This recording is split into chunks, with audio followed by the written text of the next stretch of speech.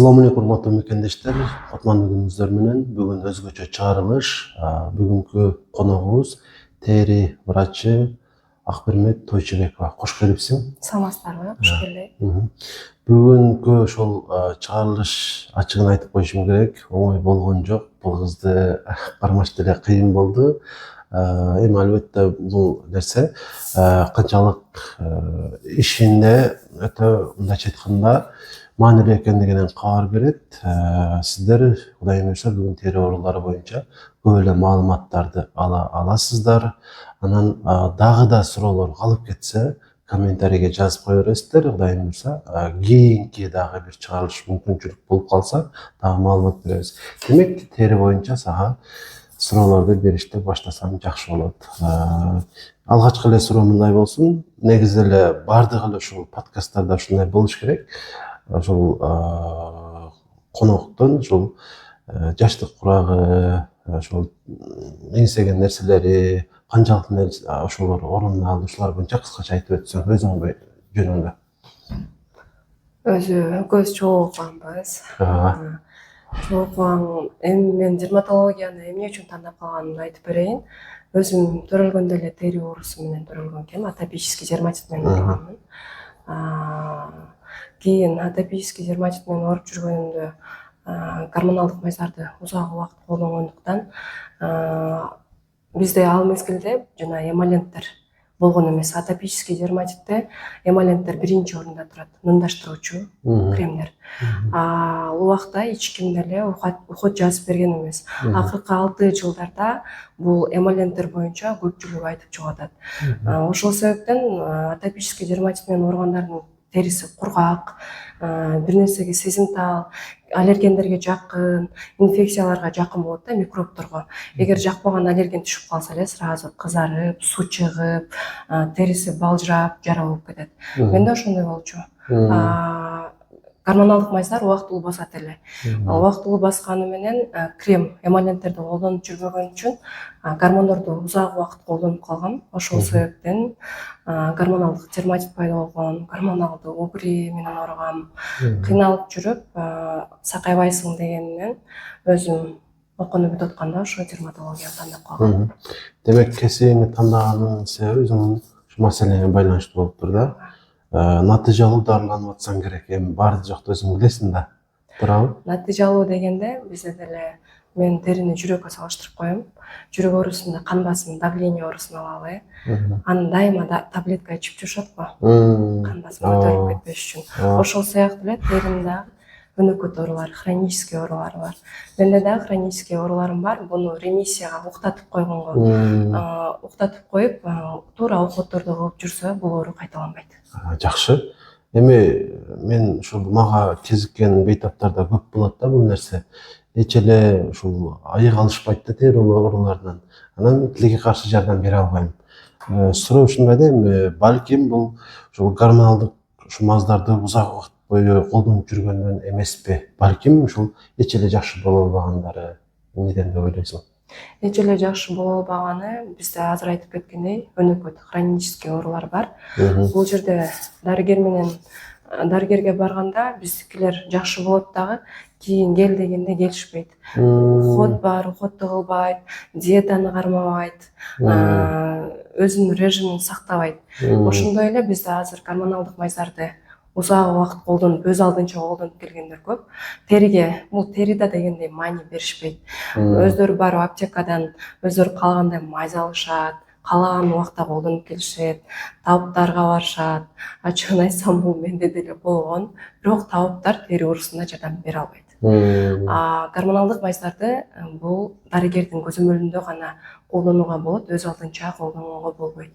Бизде көбүнчө таанымал бир гормоналдык мазь бар, бир эмес, 2 десем болот. Король кожи, синафон, айрыкча синафон. Каерге барба, синафонду алып койсоң кетип калат. Бул эжем айтты, апам айтты, таякем айтты, атам айтты, бул айтты, кошунам айтты дегендер көп келет. Демек, мен түшүнгөнүм боюнча күнөө адамдардын өзүндө экен да, өздөрү толук кандуу аракет кылбайт, аягына чейин. Анан врач кел дегенде келбейт. Туура бул менде да болот. Көбүнчө мисалы үчүн 10 адамды чакырсаң кайра келиш керек деп консультацияга бир экөөсү келиши мүмкүн да. Демек өздөрүндө экен да маселе. жоопкерчилик өздөрүндө. Жоопкерчилиги аз экен да. Туура. Жакшы. Анан эми мисалы үчүн ашказан ооруду дейли, шланг жуткан жөнөтөбүз мисалы үчүн, бөйрөк ооруса мисалы же боор ооруса анализ тапшыртабыз. Бирок тери сырттан көрүнүп эле турат да. Бирок ошондой болсо деле баары бир анализ тапшырылабы тери ооруларына? Ооба, тери ооруларында дагы анализ тапшырган оорулар бар. Бул жугуштуу оорулар.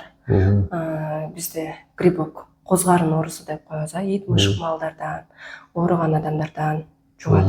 Булардын түрлөрү болгон үчүн кератомикозу деп өзү 4 топко бөлүнөт. Кератомикозу, дерматомикозу, глубокий микозу, кандидомикозу деп.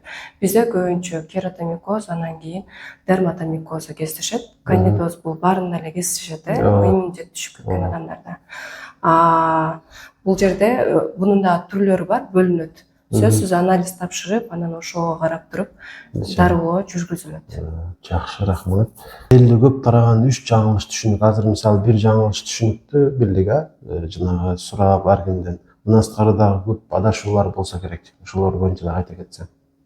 Бизде жаңылыш дегенде тери оорусун оңой көрүп турбаймынбы? Кичине бир нерсе чыкса деле биздикилер кайрылбайт. Өзү кетип калат деп ойлошот.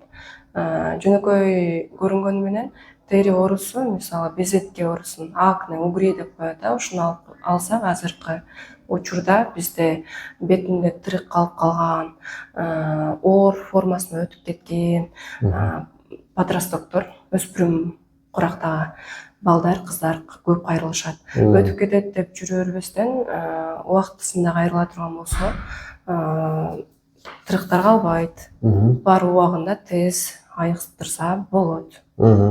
Рахмат. Демек, эртерээк кайрылбагандан улам оору күчөйө берет экен да. Ооба. Эми Сизге өзүңүзгө да суроо берип көрөйүн.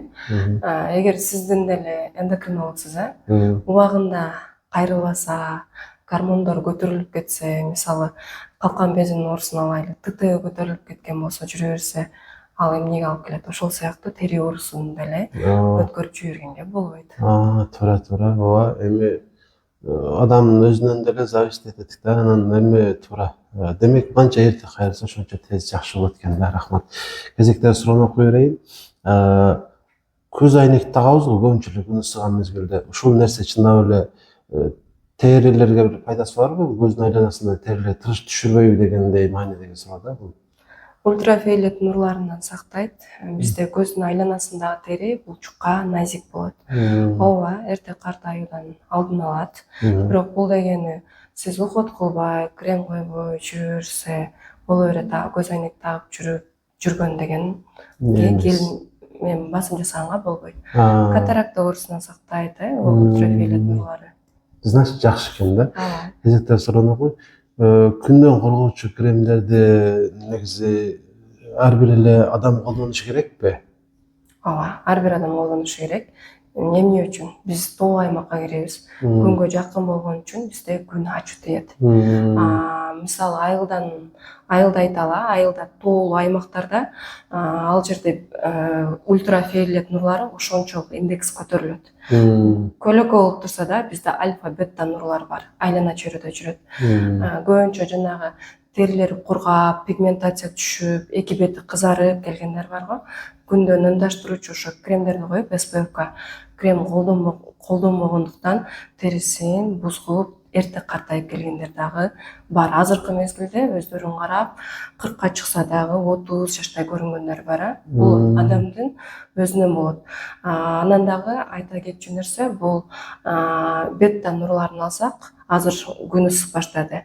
Бул теринин үстүнкү катмарын күйгүзүп, кызарууга алып келет. Жана дагы бул үстүнкү катмарын күйгүзгөн үчүн ДНКны бузуп, клетканы мутацияга алып келгендиктен, эгер сизде рак оорусуна чакыра турган клеткалар болсо, ошол клеткаларды ойготуп, теринин рагын алып келиши мүмкүн. Демек, мисалы эркек болуп, мен деле ошону колдонсом жакшы болот экен да. Ооба, жай кышты колдонобуз. Кышында мисалы альфа нурлар көп болот. Ал дагы эрте картаюуга алып келет, пигментациянын түшүнүшүнө алып келет. Сөзсүз колдонуш керек, сонун, рахмат. Бетти ушу самын менен жуубаш керек деп айтышат да. Анан бул чынбы? Анан буга кандай альтернатива бар мисалы? Бул самын, бизде кир самын дейбиз, тик жарыны мыйла ушулар менен көбү жууп келишет.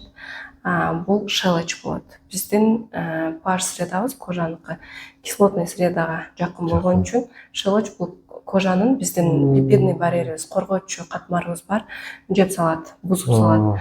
Ал эми атайын пенкалар, гелдер бар. Ар кимдин өзүнүн тибине жараша тандап алса болот. Азыр уход кылуучу каражаттар оңой табылып калды. Оңой табылат да. Сонун жооп болду, рахмат. Анан айран менен баш жууган бизде мода болчу да эми. Ушул чын эле натыйжа бере турган нерсеби? Мисалы какачты кетирип коебу же кандай бир эмеси барбы өзү, пайдасы чын эле? Сүттө, айранда бул молочная кислота болгон үчүн илгери мурда айталы шампунь деле жок болчу, самын менен жууп, анан чач катып калган үчүн ага маска сыяктуу кылып айран менен жуушчу. Терини жумшартып, чачты жумшартып койгондой кылат молочная кислота. Бирок азыркы мезгилде биз өнүккөн заманда андан да жакшы шампуньдар, бальзамдар чыгып калган. Кээ биркилерге сезимтал болсо териси, башынын териси, бул кайра сезгенүүнү күчөтүшү мүмкүн. Ошон үчүн баарына сунуштай берилди. Демек кереги деле жок экен да. Анан эми көбүнчө эле өспүрүм куракта башталат, бирок жаш өтө баштагандарда деле болушу мүмкүн, безетке. Ушуну эми көп эле себептен деп эме кылып келишет жана. Анан тамактануу чын эле ушуга таасир этеби? Ооба, таасир этет. Мисалы алсак, таттуулар бул андрогенди мужской гормонго чувствительность болгон үчүн көпчүлүк адамдарда генетика аркылуу берилет. Ошол гормонго сезимтал болгондуктан тери жирный болуп калат, майлуу бет болуп, майлуу териге айлангандыктан бул майлуулукту таттуулар көбөйтөт. Эмне үчүн? Канда холестерин көбөйүп кеткенде ошол андрогенге барып действие берет. Чувствительность көбөйгөндө, сезимталдык көбөйгөндө май бездеринин иштешин өзгөртөт. Дагы аз биз алсак ун азыктары, мучнойду биз оштуктар көп жейбиз. Ачыгын айтсак, ал дагы чыгарат. Ашыкча жей турган болсок, ламан, манты, самсы. Акыркы мезгилдерде изилдөөлөрдө сүт азыктары дагы май бездерин өзгөртөт деген тыянак чыгарган. Демек, ошону азайтыш керек экен да, ушундай тамактан эмес, бул стресс дагы. Стресс болгондо кортизол, стресс гормону көбөйгөндө дагы бул май бездеринин иштешин өзгөртөт. Жакшы жооп болду. Ооба, рахмат.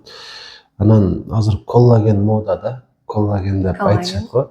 Чын эле ошо коллаген бат алып колдонсо бир териге бир пайдасы тийиши мүмкүнбү? Териге кээ бирки адамдарга пайдасын берет. Коллаген бул бардык эле клеткаларда болот, өзү биздин ички органдарда деле, териде дагы. Буну ичип атканда кичине териден ындуулук пайда болушу мүмкүн. Биздикилер көбүнчө жашарам деп ичишет. Бул коллаген жашартканга алып келбейт. Көпчүлүгүнөн угуп калабыз, чачым түшпөй калды, кичине ындуулук пайда болду деп. Ушундай таасир бериши мүмкүн, бирок чуудап күткөнгө болбойт будан. Сен өзүң бейтаптарыңа жазасыңбы коллаген? Жок. Жазбайсың, демек bundan эч нерсе күтүштүн кереги жок. Мен да жазбайм коллаген. Анан бир 2-3 учурда айтчы, сөзсүз түрдө ушул эмеге дерматологко барбаса болбойт дегендей бир учурларды, шашылыш барган жакшы деген учурлар.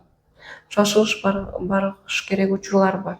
Бул учурлар мисалы биодермия, стафилококк, стрептококк деген микроб чакырган оорулар жаш балдарда болот. Суу чыгып эле балжырап кете берет. Эгер тез арада алып барса, тез айыгат. Эгер тез алып барбаса, тери күйүп калгандай болуп эле жайылып кете берет. Анан кийин кичинекей чыккан пятна дагы кийин хронический айланып кетиши мүмкүн, жүрө бере турган болсо. Экземага алып келген учурлар бар. Жөн эле чиркей чаап койду деп келишет. Ошол жери микробный экземага айланып, өнөкөт ооруга алып келгендер бар. Ошол учурларда барыш керек. Кезектеги суроону окуйбуз. Тери рагынын алгачкы белгилери кандай болушу мүмкүн, айта аласыңбы ушуну? Алгачкы белгилери, эгер сизде мурда кал жок болсо, кал пайда болгон болсо, мындай кара тактары, эгер калыңыз түсүн өзгөртүп баштаса, формасын, размерин, анан кычышып, эгер тырмаганыңыздан кийин же өзүнчө эле туруп канап кетип, канап кеткенде дагы кеч токтоп, шелушение дегенде жана кабырчыктап кала турган болсо дагы анда сөзсүз Эң кайрылуу керек. кооптуу учур ушул экен Кооптуу да. учурлар ушул болот. Рахмат. Жана Бадырың менен бетке эме кылышат, кинолордо көрөм да эми. Анан анча үйдөгүлөр да кылып калышат. Ушул чын эле пайда береби Бадырыңда маска кылган? Кызыкканы үчүн эле бул. Бул 95% суудан турган үчүн маска кылганда мисалы көзгө дагы коюп коюшат го, көздөгү отекту кетирип берет. Кичине нымдаштыргандай болушу мүмкүн, бирок андан башка таасири жок. Күтпөш керек. Ооба. Жакшы. Агартып коет деп коюшат, бирок агартпайт. Табияттан эми кандай болсо ошондой болот да. Ооба. Анан бул жагы косметикалык суроолор болуп, макул бирөөн берейинчи. Арзан жана кымбат косметикалар болот да. Мисалы корейскийди кымбат деп азыр эме кылабыз. Ушулардын айырмасы болушу мүмкүнбү? Кымбат менен арзан косметиканын айырмасы сөзсүз болот. Бирок бул жерде кээ бирки брендовый косметикалар бар. Арзан косметика менен составы бирдей эле болуп калышы мүмкүн. Кымбат деп эле анын артынан ээрчип албай, составын окуп колдонсок жакшы. Тери үчүн эң пайдалуу болгон бир 2-3 нерсени айта кете аласыңбы? Тери үчүн эң пайдалуу нерсе жакшы өзүңүздүн тебиңизге жараша умывашка, бул тазалануучу каражат болуш керек. Нымдаштыруучу крем сөзсүз түрдө, себеби бизде воздух, аба сухой, кургак болгондуктан бизде липидный барьер дайыма жабыркап жүрөт. Нымдуулук керек. Анан күндөн сактоочу крем. Эми мындай да баарын моюнга алыш керек. Эркек адам эч качан кылбайт. Мен мисалы кылбайм, тери үчүн эч нерсе кылбайм. Башка бир мындай жөнөкөйрөөк бир нерсе кылсам болобу? Мен мисалы өзүмдүн терим үчүн, бардык эркектер үчүн айтайынчы. Жөнөкөй нерсе, эң жөнөкөй нерсени айттым. Чындап айтсам, түнү жууп, хотя бы крем коюп, эртең менен лицоңузду жууп, SPF-ка коюп алыңыз, жок дегенде. Хотя бы ошону. Макул. Аялым менен кеңешишим керек экен. Деген таап бер дешим керек. Эркектерде кеч карыйт го. Аялдардан айырмасы эркектердин териси калың болот. Аялдардыкы жукараак болгон үчүн сезимталыраак болот. Эркектерге жөнөкөй нерсени кылып койсо деле териси жабышынакай болуп жүрөт. Жакшы экен анда. Эми сууну көп ичсе териге пайдасы тиеши мүмкүн. Суу бул биздин бардык эле органдарга керек.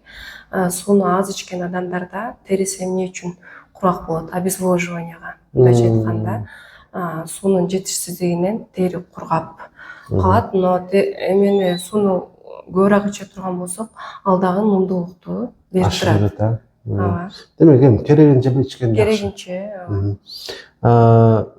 Кээ бир адамдар өтө терчил болот да. Ушул териден болобу же башка нерседен болушу мүмкүнбү? Бул кээ бирки адамдардын терисинен өзүнүн особенностунан болот. Гиперкидроз деген бул тери бездеринин ашыкча иштешинен, өзүңүз эндокринологсуз, эндокриндик оорулар бар, ошолордон дагы себеби бар. Кээ биркилерде себепсиз эле терде бергендерди эндокринологдорго да жиберебиз. Биз карашыбыз керек болот экен. Күнгө күйгөн пайдасы барбы жокпу? Азыркы мезгилде пайдасы бар деп айта албайм, но бирок 11ге чейин, 10го чейин күйгөндүн ооба пайдасы бар. Витамин D иштелип чыгат терибизден. Бирок ал мезгилде күйүп анан кийин биз жуунуп коюшубуз мүмкүн, где-то 6 сааттан кийин сиңет да витамин D деле. Күн ысыкта деле витамин D'ны баарыбыз ала албайбыз. Кереңче ала албайбыз да.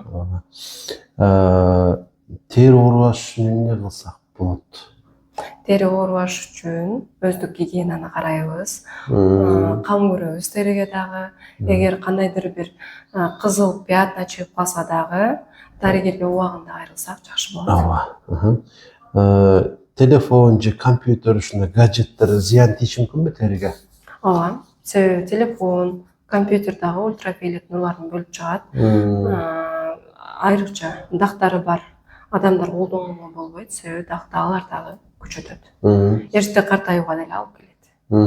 Рахмат. Эми атам ушинтип берет да мага. ысык суу менен бетиңди жууба дей берет. Бетиң тырышат, чынбы ушул? Ооба.